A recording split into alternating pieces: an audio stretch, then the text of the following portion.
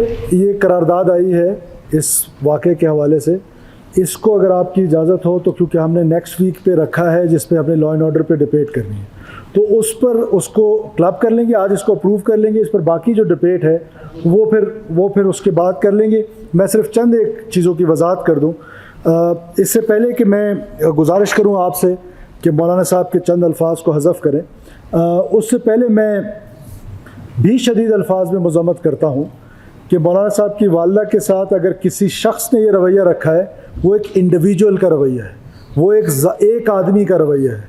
उस आदमी के रवैये को लेकर पूरी ऑर्गेनाइजेशन को उसमें धकेलना ये इंतहाई नामुनासिब है। लिहाजा मेरी आपसे गुजारिश है कि बल्कि मौलाना साहब से भी गुजारिश है कि आप उस शख्स की निशानदेही करें, हम आपका मुकदमा उनके ऑफिसर्स के सामने लड़ेंगे और उसको उस तक पहुंचाएंगे, कैफरे किरदार तक। उस एक शख्स का कसूर पूरी ऑर्गेनाइजेशन को ना दें। ये 18-18, 20-20 लाशें हमारे कल के लिए उठा रहे हैं और उनको इस तरीके से ट्रीट करना मेरा ख्याल है मुनासिब नहीं है। 2 सेंटेंसेस आपसे रिक्वेस्ट है कि हज़फ कराएं उनको। एक जगह पर मौलाना साहब ने फरमाया कि रियासती मुजरिम, रियासत मुजरिम नहीं है, रियासत के पास लेजिटिमेट राइट है वायलेंस का। वो मुजरिम हैं जो आके रियासत पर हमलावर होते हैं, एसेट्स पे हमलावर होते हैं, मासूम लोगों पर हमलावर होते हैं, हमारी हाईवेज़ पे हमलावर होते हैं। लिहाजा रियासती मुजरिम के अल्फाज आपसे रिक्वेस्ट है कि हज़फ कराएं। और फिर मौलाना साहब, अगर मैं गलत नहीं समझा तो आपने शायद कल कहा कि कल जो लोग शहीद हुए वो बेगुनाह नहीं थे। मैं इसकी भी मज़म्मत करता हूँ और इसको भी आपसे रिक्वेस्ट करता हूँ कि हज़फ कराएं। इसके बाद जी आप इनको हज़फ कराने का हुक्म दें, फिर मैं अपनी तकरीर करूँ। आपकी पूरी तकरीर बिल्कुल हज़फ नहीं करेंगे, आपका पूरा हक है। आप ज़रा जी, आपकी वालदा हमारी वालदा हैं, उनकी जो बेहुरमती हुई है आप उस बंदे की निशानदेही करें। ये पूरा हॉल आपके साथ है, आप लोग साथ हैं या नहीं? हम सब साथ हैं, लेकिन उसका पूरे इदारे को मुर्द इल्ज़ाम ठहराना मुनासिब नहीं है। Madam speaker, coming to the point, ये जो वाक़या हुआ है, इससे पहले भी रेलवे स्टेशन पे और उसके बाद क्या कहते हैं तुर्बत में, so and so on, Balochistan में अगस्त से लेकर आप एक सर्च भी देख रहे हैं। तमाम वाक़यात की शदीद अल्फाज में मैं मज़म्मत करता हूँ और मैं ये समझता हूँ कि जो वायलेंस का राइट है, किसी भी सूरत में कोई भी हालात हों, उसको एक्सरसाइज करने का राइट, उसकी मोनोपली सिर्फ रियासत के पास होती है। वो रियासत पाकिस्तान हो या कोई और रियासत हो। तो किसी भी चीज़ को वायलेंस की तरफ ले जाना और उसको जस्टिफाई करना कि मेरे साथ ये हुआ है तो मैं इसलिए वायलेंट हूँ, उसका आर्टिकल 5 में बड़ा वाज़ेह जिक्र है। कॉन्स्टिट्यूशन के आर्टिकल 6 का हम सब जिक्र करते हैं। कॉन्स्टिट्यूशन का आर्टिकल 5 कहता है unconditional loyalty toward state of Pakistan. उसमें यह कंडीशन नहीं लगाई कि मुझे पीने का पानी चाहिए, उसमें यह कंडीशन नहीं लगाई कि मुझे मुलाजमत चाहिए। Unconditional loyalty toward state of Pakistan है। लिहाजा हम इस कॉन्स्टिट्यूशनल ऐवान के मेंबर हैं, हमें कॉन्स्टिट्यूशन से हट के बातें नहीं करनी चाहिए। और मैं फिर एक दफ़ा कहता हूँ कि ये जो दहशतगर्दी की जंग है, ये जो वायलेंस की जंग है, ये किस बुनियाद पे इस बलूचिस्तान में शुरू की गई है? इसका सबसे बड़ा नुकसान किसको हुआ है? मैडम स्पीकर, बहैसियत ब्लू ब्लडेड बलोच, हम बलोचों को ये फैसला कर रहे हैं कि क्या हम इस लाहासिल जंग में हमारे नौजवान को जिस तरीके से धकेला जा रहा है, क्या हासिल कर लेंगे हम इससे? क्या वायलेंस से आप 200 खुदकुश हमलावर पैदा कर लें? क्या वायलेंस से मुल्क टूटते हैं? क्या वायलेंस से रियासतें टूटती हैं? क्या वायलेंस से ये मजबूत पाकिस्तान की रियासत टूटेगी? नहीं madam speaker, answer is no. तो बहैसियत बलोच हमें यह फैसला करना पड़ेगा। आज अगर आप डिबेट करते हैं तो आज कर लें, आज नहीं करेंगे तो 30 साल बाद करेंगे, 30 साल बाद नहीं तो 60 साल बाद करेंगे कि पाकिस्तान एक हकीकत है, इसको वायलेंस के जरिए नहीं तोड़ा जा सकता है। अब आपके राइट्स की बात है, आपके राइट्स अगर कोई वायलेट हो रहे हैं, अव्वल तो 18th अमेंडमेंट के बाद मैं नहीं समझता हूं कि कुछ हो रहा है। सारी की सारी जिम्मेदारी इस ऑगस्ट हाउस पे है, हम पर है, हुकूमत पर है। अगर फिर भी आप समझते हैं तो इससे पहले जो राइट्स बलूचिस्तान को मिले हैं, चाहे 1 यूनिट का टूटना हो, प्रोविंसेस का बनना हो, 18th अमेंडमेंट हो, तमाम की तमाम पाकिस्तान के पार्लियामेंट ने आपको दिए हैं। आज भी पाकिस्तान के पार्लियामेंट से हम ये राइट्स लेने की कोशिश करेंगे। आज भी पाकिस्तान का ये सुप्रीम इदारा जो है वो हमारे राइट्स देगा। ये कोई राइट्स की जंग नहीं है, ये कोई अंडर डेवलपमेंट की जंग नहीं है। ये कॉम्प्लीमेंट जरूर करता होगा सेपरेटिस्ट को, ये कॉम्प्लीमेंट करता होगा वायलेंस को।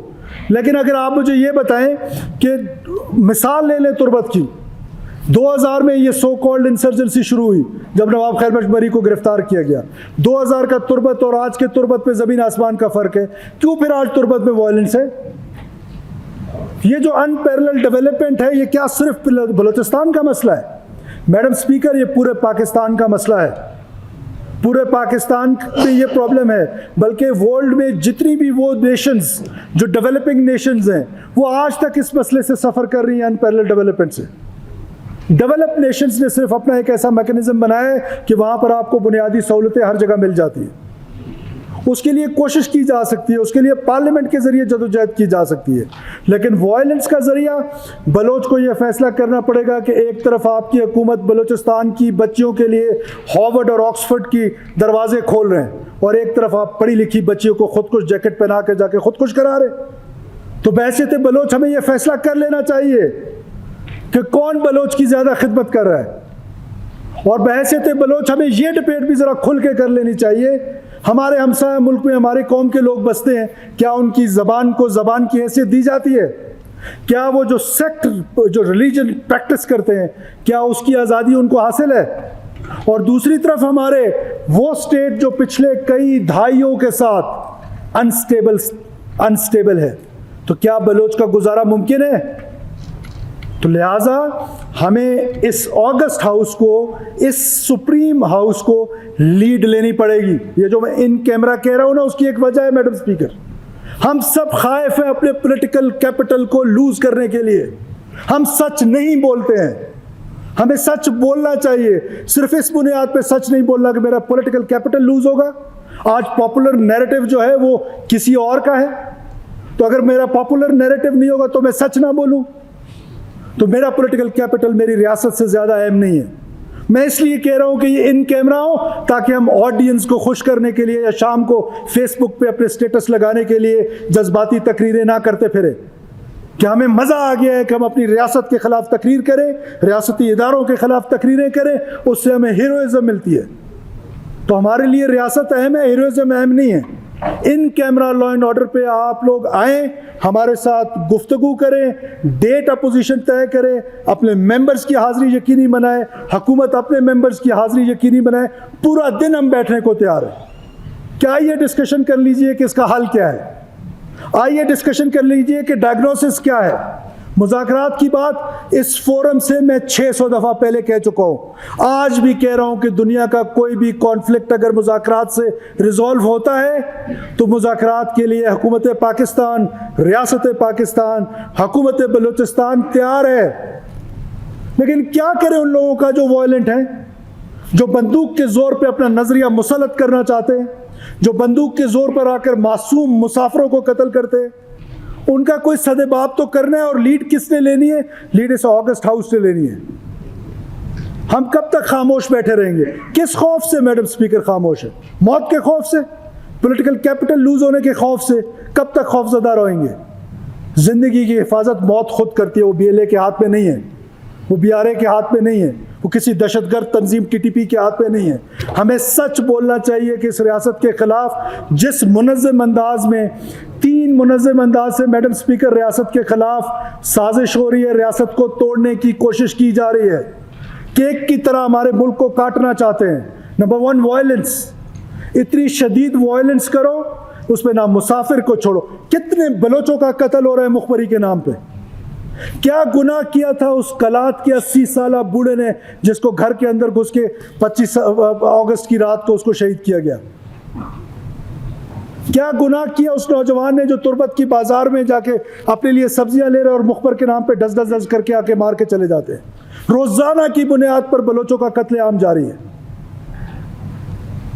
तो मैडम स्पीकर, हमें इस ऑगस्ट हाउस को लीड अब लेना पड़ेगी। इन हाउस आके डिबेट करें, खुल के डिबेट करें, वे फॉरवर्ड बताएं। डायलॉग करने तैयार हैं। डायलॉग के लिए कौन कर रहा है आपके साथ डायलॉग? वो बंदूक की जोर पे डायलॉग कर रहे हैं, वो सोशल मनूवर के जरिए। बड़े आराम से कहा जाता है मैडम स्पीकर कि जी ये तो आम जलसा करते हैं, BYC का खास तौर पे नाम लिया जाता है कि ये तो बड़े निहत्ते लोग हैं। ये निहत्ते लोग मुंह पे मोल क्यों करते हैं मैडम स्पीकर? ये निहत्ते लोग जहां पाकिस्तान का झंडा देखते हैं, उस पाकिस्तान के झंडे को नीचे उतार के उसको माचिस लगाते हैं, आग लगाते हैं।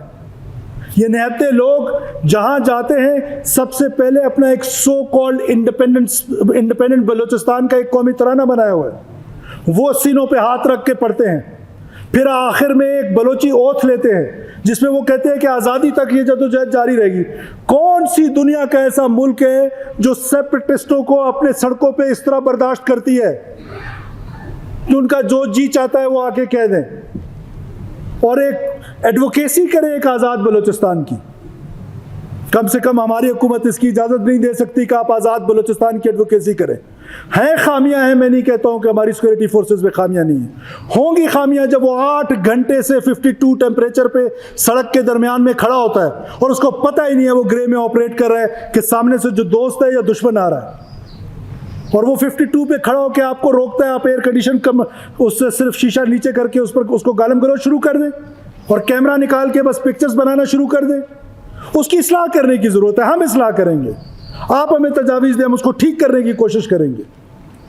लेकिन ये तो नहीं हो सकता है कि वो 18 लाशें भी उठाएं और 2 दिन बाद हमारी असम्बली से गालियां भी सुने। वो पूरा इदारा नहीं है, एक इंडिविजुअल का एक्ट है, उस इंडिविजुअल के एक्ट को सज़ा मिलनी चाहिए, हम आपके साथ हैं उसमें। लेकिन ये नहीं हो सकता कि वो 18 लाशें उठाए और अगले दिन आप सबको गालियाँ देते फिरे। ये चौक नहीं है, ये बलूचिस्तान असम्बली है, ये एक ऐसा सुप्रीम इदारा है, उसकी अपनी एक डिग्निटी है, उसका अपना एक डेकोरम है। उस डेकोरम का खुदारा ख्याल रखें। चौकों पे तकरीरें, जलसों में तकरीरें डिफरेंट होती हैं, असम्बली के अंदर तकरीरें डिफरेंट होती हैं, आप उस डेकोरम का ख्याल रखें। मेरी आपसे फिर रिक्वेस्ट है आपके सेक्रेटरीट से कि जी आप मेहरबानी करें नेक्स्ट वीक रखें एक दिन लॉ एंड ऑर्डर के लिए। हेल्थ मिनिस्टर बैठे हुए हैं, मैडम एजुकेशन मिनिस्टर बैठी हुई है, आपको मुकम्मल हम ब्रीफ करेंगे कि what we have done so far. ये आपका हक है, ये बलूचिस्तान के लोगों का हक है। मैं सिर्फ लॉ एंड ऑर्डर वाले को भी मैं इन कैमरा नहीं करना चाहता, लेकिन मैं उसको इन कैमरा इसलिए कर रहा हूं ताकि हम उस पर डिबेट खुल के कर सकें। बहुत खतरनाक सूरत हाल अख्तियार कर चुकी है इस टाइम बलूचिस्तान की सिक्योरिटी सिचुएशन। तो आपसे ये गुजारिश है कि आप मेहरबानी करके इस ऑगस्ट हाउस में बंदोबस्त करें, आपका सेक्रेटरीट बंदोबस्त करे। हम यहाँ पर डिबेट करना चाहते हैं और ऑब्जेक्टिव डिबेट करना चाहते हैं जिसका कोई हासिल निकले। शुक्रिया मैडम स्पीकर।